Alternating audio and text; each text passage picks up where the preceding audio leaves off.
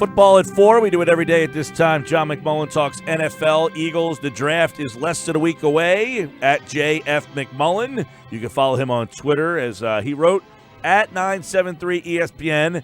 The top NFL draft prospects, talking to 3 former professional scouts. He put together the annual rankings of the top prospects available in this year's draft. We will get into that and more NFL right now on the Boardwalk Honda Hotline. John McMullen joins us here on the Sports Bash on 97.3 ESPN. All right, Johnny Mac, we are less than a week from the draft, and you've got your annual rankings up with the help of some friends here going through all of the positions for this year's draft. And did they specifically, other than like Howie mentioned defensive line, is there another area in this draft that scouts like? Areas, but it's not at the top of the draft necessarily. Wide receiver is really, really deep, but it's almost amazing. I mean, you got guys who love particular players and who don't like other players. DK Metcalf might be the most polarizing player who's supposed to go in the first round. Some people think he's going to be a superstar, and some people think he's going to be a bust. But the position as a whole is very deep. And then safety as well, same type of thing. Not necessarily top 10, top 15 talent, but it's a very deep position. So, yeah, there are other positions. And you know, one thing that everyone has kind of said is that there's probably 15, maybe you can get to 20 true first-round talents. And then it kind of drops off, and you got a lot of same. We lost John there. It looks like he just vanished into a black hole. He got picked. He's off the board. Yep. He mentioned wide receiver as a depth spot. Not DK Metcalf. You like Hollywood Brown. Not a lot of first-round names in that group, though. No, and that's kind of outside of D-line. The thing I've gotten from the scouts mostly is that this is a draft that has more depth than star power, right? So you can get yourself some starters, some significant contributors at certain positions in the second, third, and fourth round. But if you're looking for the next Aaron Donald, if you're looking for the next Larry Fitzgerald, here I go with Pitt guys again, you know, superstar, you're probably not going to find it after the top 3 or 4 of this draft. Yeah, well, you mentioned Aaron Donald, and a lot of people like this Ed Oliver. His name has been popping up the draft boards. And this is that time of the year, John, where names of guys are going to start going places, and you're going to hear these, great things about them as we really get closer to this draft. Yeah, and then you hear the opposite. You hear some knocks from teams who hope to get a player and hope he drops a little bit by knocking him. So it kind of works both ways. I kept talking, so I don't know what you guys heard from me, but old man screams at cloud. No, just kidding, John. Yeah, exactly. There's about, from everyone I've talked to, anywhere from 15 to 20 really first-round talents, and then it kind of drops off. And you have a lot of similarity from a talent perspective from 20 to, say, 50. And that, to me, again, points to the Eagles trading down more than trading up. But there's always a caveat if you really like a player.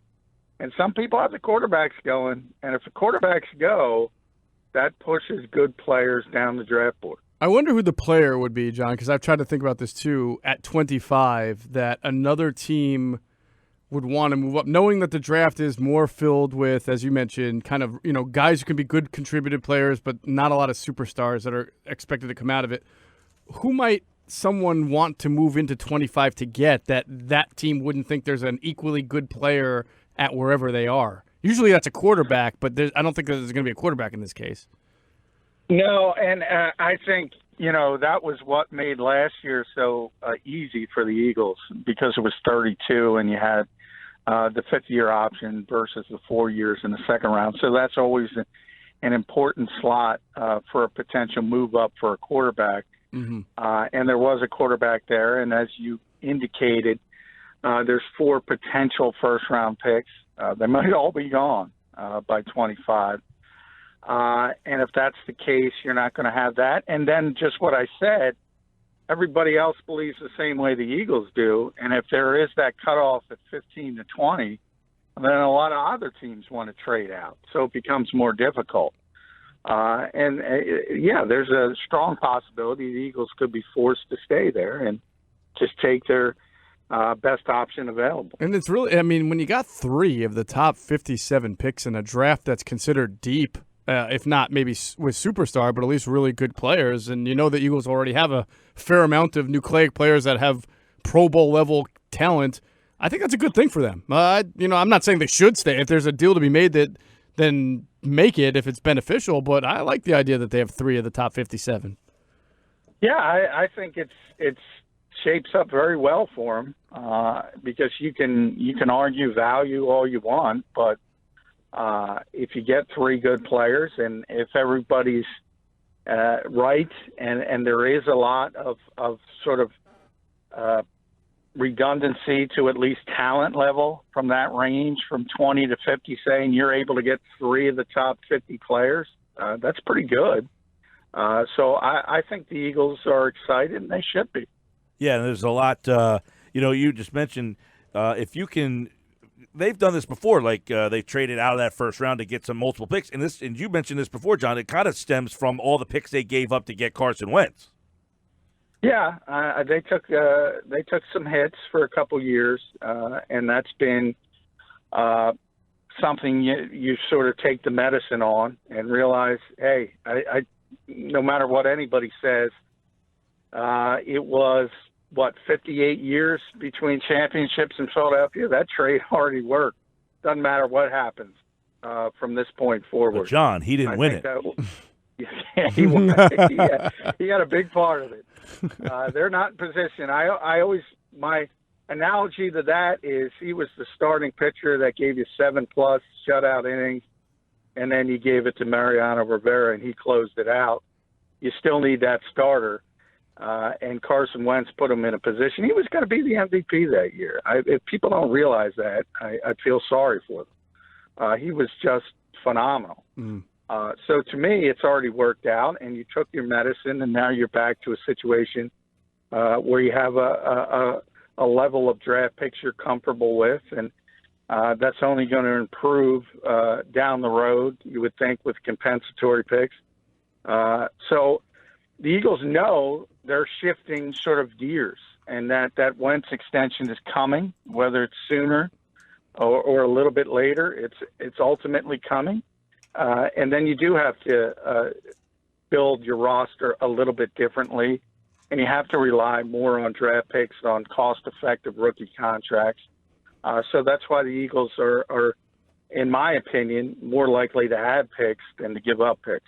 Let's go to safety, John, when we talk about picks, because I'm looking at your rankings, and they're very consistent also with what I've heard. Abram from Mississippi State, number 1. And then it's an interesting kind of, the old famous Howie quote about whether you like chocolate or vanilla, and you've got a bunch of different guys with different skill sets.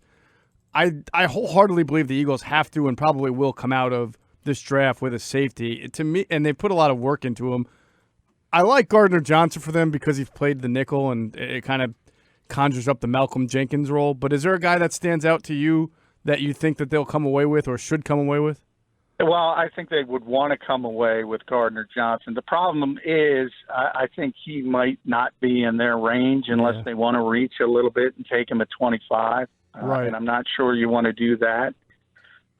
It wouldn't be the worst thing in the world, but the hope that he lasts to the 50s, I don't think it's going to happen. And I'm with you 100%.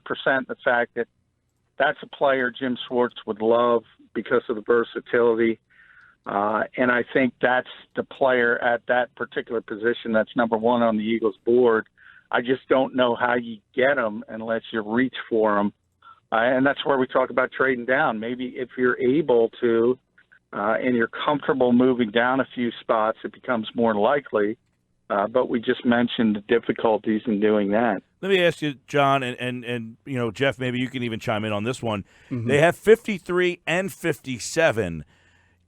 what if you put those two together? Is there a range that you can get yourself? Not to mention you have 25 too. So is 53 and 57 attractive to move yourself into a higher spot?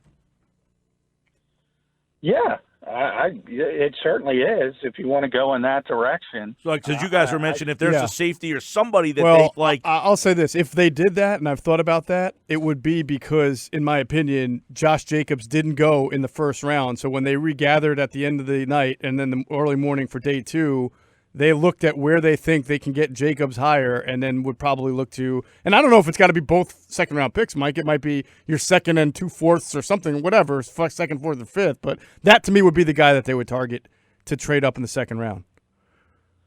Yeah, and we all know Howie is very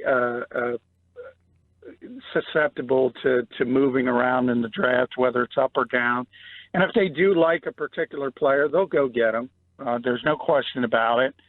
And Jeff's right. You tend to look at the board and see how it falls, not only a day 1 but also day 2. And you almost always see a trade up the next trade because somebody's excited that somebody dropped a little bit.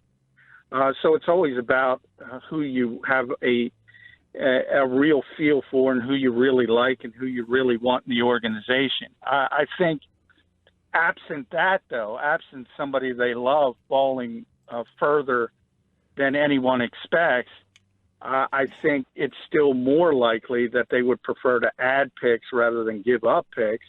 And then there's the ability to add perhaps, say, a running back and a safety by staying put in the second round.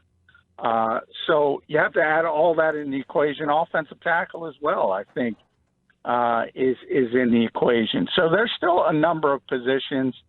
Linebacker is another need position for this team, but I think that's the weakest position in the draft as a whole. So that's going to be a little bit difficult. But, yeah, they're in a good position to get three of the top 50 players on their board.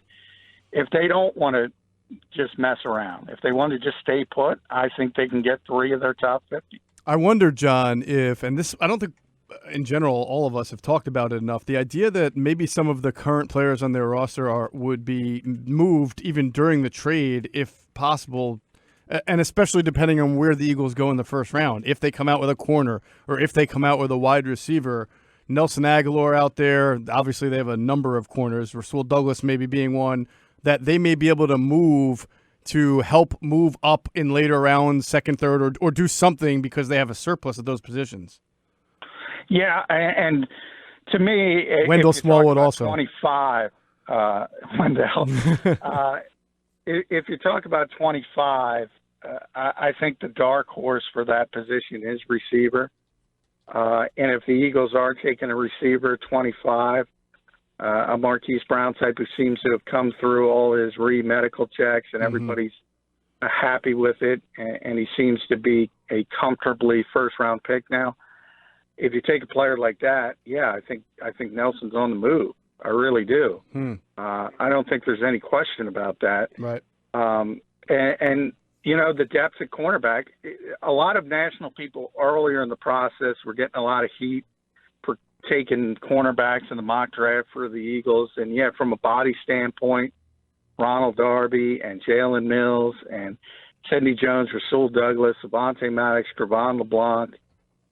But you can never not have enough corners in this league. And if you can get a talented one, yeah, that's a depth position that you can move another guy. And Howie's Howie. I mean, there's going to be an itch at some point where he's going to want to do something. That's just who he is.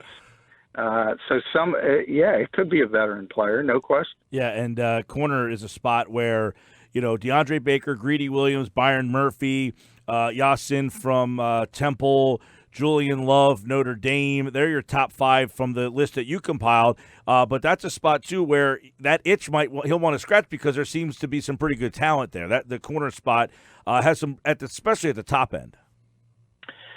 Yeah, I don't think there's any top 15 level talent at corner. I don't think it's real. That's similar to wide receiver, what I talked about. But there's a lot of good players. The problem is that tends to be a measurables position, and guys really, as a whole, the class didn't work out that well. And that's always a concern. I mean, let's be honest.